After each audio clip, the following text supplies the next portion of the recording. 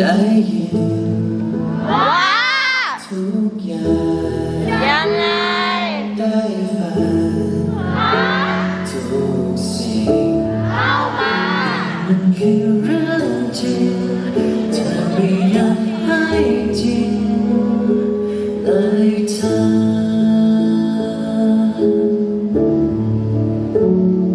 รู้ตัวเข้าใจถึงไงก็จบฉันแค่ขอเวลาแชร์ความทรงจำเรื่องที่คิดที่เรายังไม่เคยทำพูดซ้ำๆให้เธอฟังคำบางคำถึงรู้แล้วว่าตอนนี้เธอรักใครนี้คอยเลิกได้ไหมขอเวลาก่อนไปจะรักกันไหมก็จะรักกันไม่เสียแค่ไหนนี้คอยเลิกได้ไหม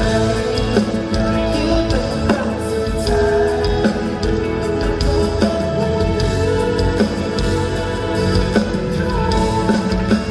แค่อยากอยู่ข้างใจอยากได้อยู่ใกล้เธอนานๆ